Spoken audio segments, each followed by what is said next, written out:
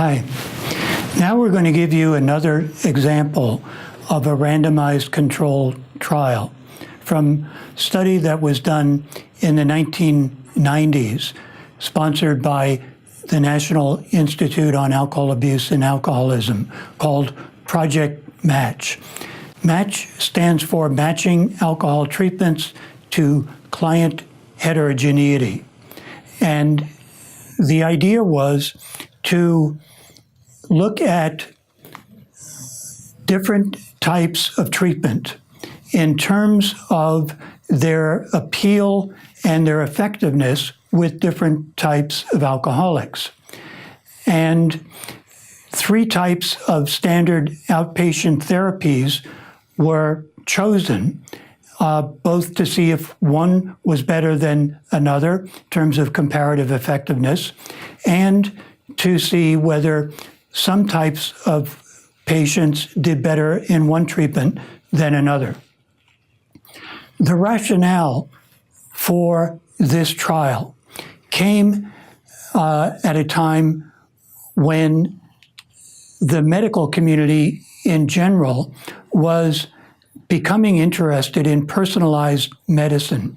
That is, if we know a particular drug or a particular type of therapy is effective with a wide variety of patients, the next thing to do is to see if there are certain types of patients who may be particularly appropriate for a type of therapy.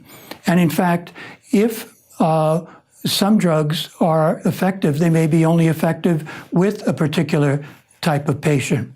So on average, there may be no differences whatsoever. This particular trial came at a time when it was known that no single treatment seemed to help all alcoholics. Many patients respond to one treatment but not another, which suggests that perhaps, based on prior research, we could propose hypotheses that could be tested in a treatment matching trial. And that was done through a random assignment of over 1,000 patients to 3 types of 12-week treatment: motivational enhancement therapy, cognitive behavioral training, and 12-step facilitation.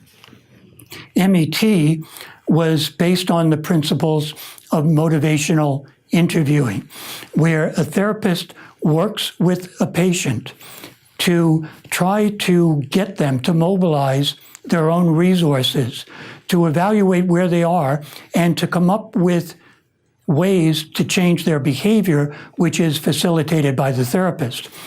This type of treatment was delivered in only 4 sessions over 12 weeks. The second type of treatment chosen in Project MATCH was cognitive behavioral training. Here, learning principles used in cognitive behavioral therapy were used here to train people to resist drinks and to avoid relapse once they had established abstinence. So CBT is a form of relapse prevention based on thought patterns, teaching people to think differently about their drinking, and behavioral skills training, how to use verbal skills and organize their lives free of alcohol. The third treatment was 12-step facilitation, based on the principles of Alcoholics Anonymous. TSF consisted of 12 sessions around the introduction of patients to the first 3 steps in AA. So they were involved in being trained by somebody to admit they had a problem and to find a sponsor and to join a group. All of those facilitating things were done over a 12-week period so that when patients finished this formal training in TSF, they could continue to maintain their abstinence by being plugged in to an AA group. The treatments were evaluated because they were distinct from one another. And they were also designed to be what is called manual guided. Each step, each week was organized so that the therapist followed a set of prescribed instructions in how they worked with the patients. And for that reason, we could standardize the type of treatment was delivered to make sure that they were indeed distinct from one another. And one problem in doing therapy research in particular is that counselors practice a variety of different skills. Sometimes one counselor practices one and another one does another. Even if you're trying to compare different treatments, they may do them differently than is prescribed in the manual. This way, if you want to control the type of intervention that was delivered, you need a manual and you need to train the therapist. In this case, an additional level of complexity in designing a psychotherapy study is the selection of the therapist.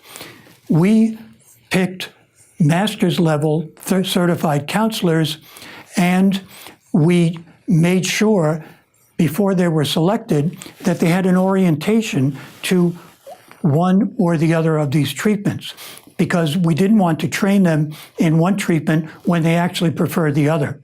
And they had to have at least 2 years of experience in each of these therapies. Another important thing in doing clinical research is assessment or measurement. Project Match obviously wanted to incorporate a variety of different patient characteristic measures in order to study the differential response of one type of patient against another. And to do that, you need to have valid and reliable measures. Project Match selected measures from an extensive literature on clinical measurement. We're talking about scales and measurement procedures that have been developed for depression, anxiety, drinking behavior, attitudes, beliefs, cognitive functioning. We incorporated a wide variety of measures that might be relevant to treatment matching. For example, cognitive impairment.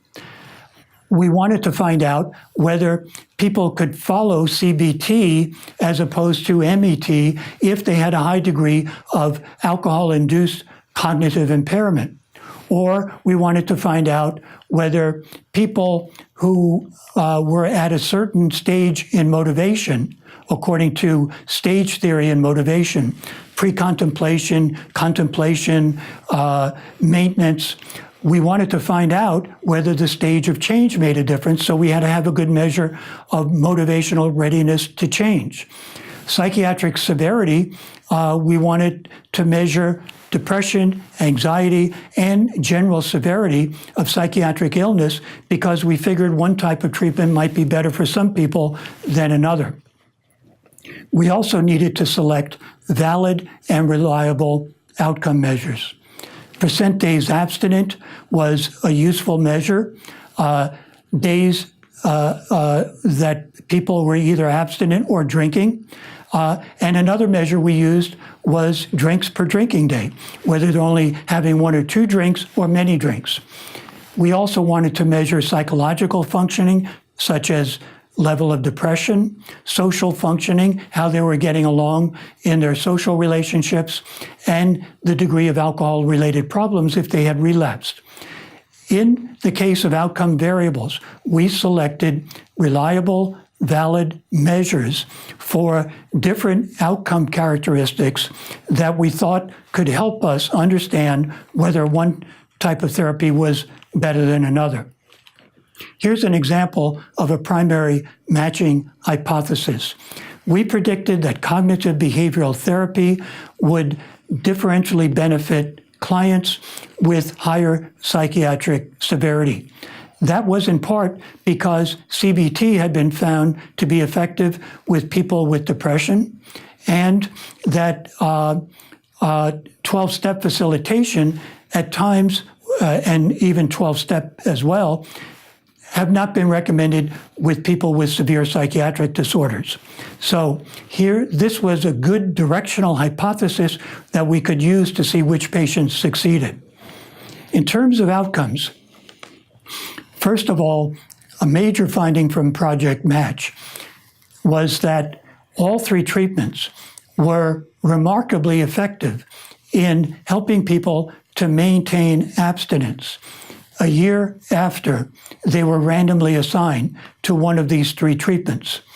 And if you look at this chart, prior to being randomly assigned, during the 2 months when they were getting ready to go into treatment, they were drinking about 70% of their days, or had about 25, 27% days abstinent. As soon as they got assigned to one of those three treatments, their percent days abstinent improved to over 80%. And there were no statistically significant differences between the three treatment conditions.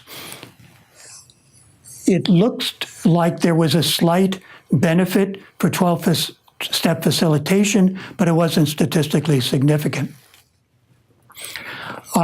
We did observe matching effects for how severely dependent people were, for psychiatric severity, in what I mentioned to be the hypothesis about cognitive behavioral therapy being more effective. We did also find a matching effect for motivational readiness and self-help network support. So TSF was better for people who had a lot of support in their network for abstinence. And this is then another example how we can use the randomized controlled trial research design to investigate the comparative effects of different types of treatment as well as matching effects.